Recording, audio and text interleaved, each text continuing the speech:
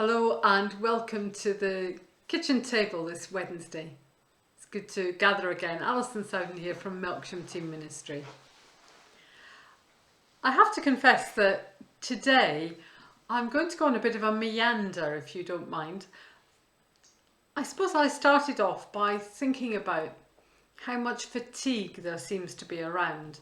Fatigue emotionally, fatigue physically. Just that sense of lockdown weighing us down, our situation being cyclical, and it feels like there is no way of planning. I spoke to somebody this morning who was trying to make plans for a summer wedding next year, and I was unable to say, yes, we'll definitely be able to do this, this and this by then, because of course we can't tell, we do not know. I also was talking to a friend online the other day who was experiencing just that same level of fatigue and worry. He lives and ministers in Canada, and he's been experiencing a great deal of suffering amongst his people, jobs lost, high levels of stress. Everyone is struggling emotionally.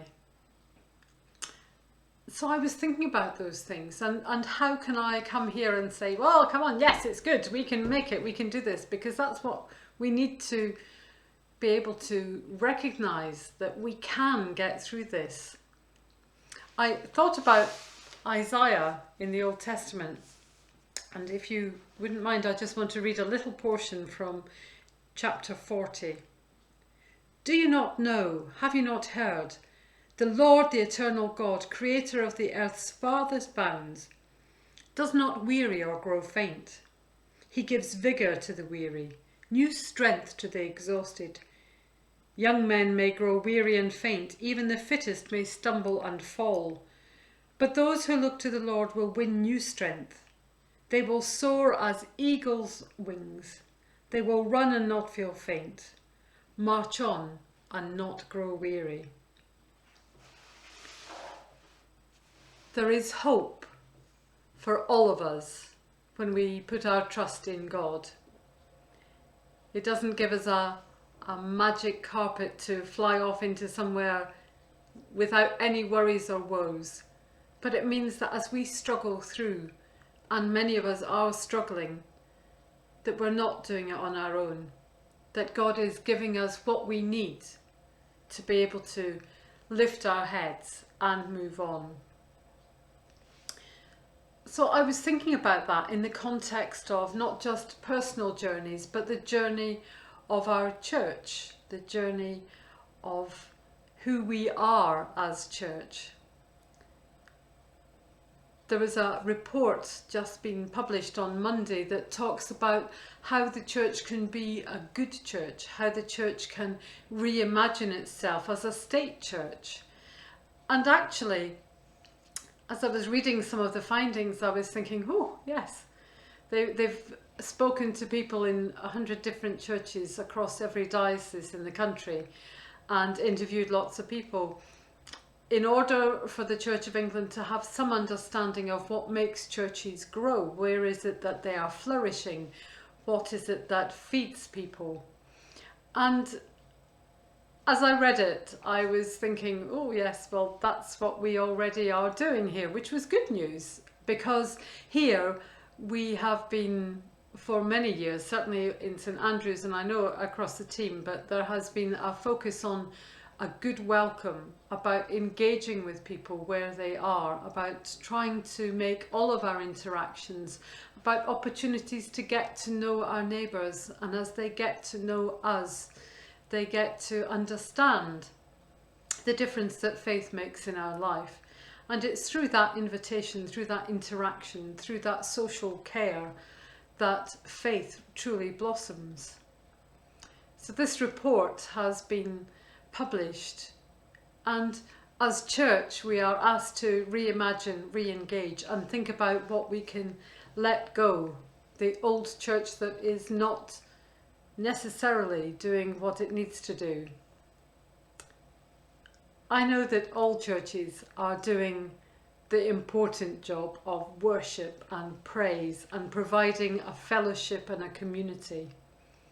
But if we're not to be tethered into this small tight group that doesn't share the best good news in the history of humankind, then we are failing the God who loves us, the God who won't let us get weary, the God who lifts us up like an eagle's wing. That power to soar, that power to look around from a high point, see the world, see its needs, see its pain, and dip down and respond, come right into the heart of what is making people's hearts break, and be the ones to stand alongside, journey with, and point the way to God. That's what the church in any time, in any place, is called to do. The question of context and church state is an interesting one, and the government have just commissioned another project, another exploration into how we feel as a people of faith that the church understands our position. The report was commissioned before the pandemic, and it's for all people, not just Christians, but Muslims and Jews, Hindus, people of all faith. And the government are asking how they are interacting with us, what they're doing. Do they understand what drives us and how they can maybe respond differently? And given the current situation where churches are closed, and many church leaders are arguing that we should be different and we shouldn't have to close during the pandemic, we should be allowed to stay open, that's all faith buildings. I think it asks an interesting question. Are we different? Are we something beyond the normal community? Is there something special about gathering together to worship that allows it to be different than gathering together to watch football or gathering together to shop, which are of course the other religions of our time? I think it's an interesting question, and for me, I feel really strongly that actually we are called to keep each other safe, to do what we must for our neighbours. And that might mean we close our churches for a while, because in the bigger picture, we have to keep everybody safe. Are we different than anybody else? We can pray at home, and the prayer for ourselves, for our communities, for our nation and for our world are really important. But we can pray as we walk our dog, as we wash our dishes, as we sit down and maybe phone some friends on a call that will allow us to pray together. We don't stop being church because we're not in our building. And I think we've proved that as we've gone through this pandemic. So much to think about. The fatigue of our churches, the fatigue of ourselves, and fear of future. I think we need to place them all in the context of the God who does not grow weary. He doesn't stop saving us. He doesn't stop loving us. He doesn't stop feeding us.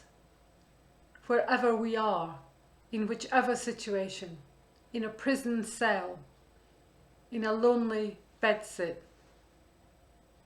in a big family house, wherever we are, God knows us, loves us, and lifts us up like an eagle's wing. So I hope you're able to stay strong. And when you're feeling weary, it's okay to feel weary, but to maybe pray, call a friend, share the load, and together we will get through.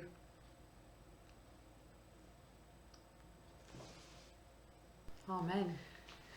Just before I head off on this Wednesday, I just wanted to ask you to make sure you read the notices at the end of this section, because we've got some Christmas goodie treats coming from St Andrews Those of you who shared in our summer cream teas will know that we do homemade quite well in St Andrew's Church.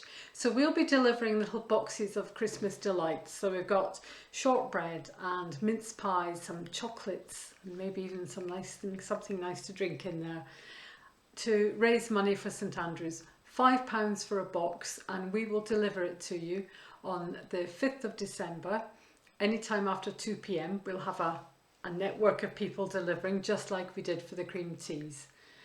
It would be really great if you could support us in that venture, and that together we can all sit at the same time on the Saturday afternoon and think about each other, sharing something nice to eat, something nice to drink, and think about fellowship at a distance. But it would be great if you could join in.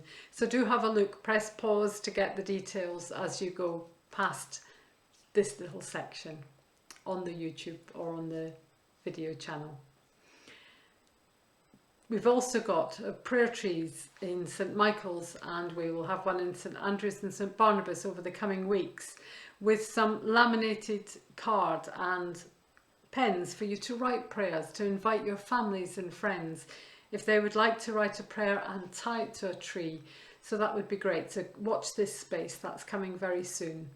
And also look at the Christmas tree poster as well. We're going to be having carols on our Christmas trees, or our oak trees, or our hebes, whatever shrub we've got in our garden. We're going to decorate in the words of your favourite carol, add some LED lights and some sparkle. And I'm joining together with others in Melksham who were suggesting that people put up their Christmas decorations early and left their curtains open so people could walk round a trail and watch. So we're going to join in as part of that. If you want to decorate a tree with using the theme of your favourite carol, do please drop me a line and let me know, or give me a ring, and that way we can start a trail. We're going to have boards telling the story of Christmas, and we could really be the light of our town at this time of year. So get your thinking caps on, be creative, and if you need help, just give us a call. So always keep an eye on the end screens. You never know what you might miss. Take care. God bless. See you soon.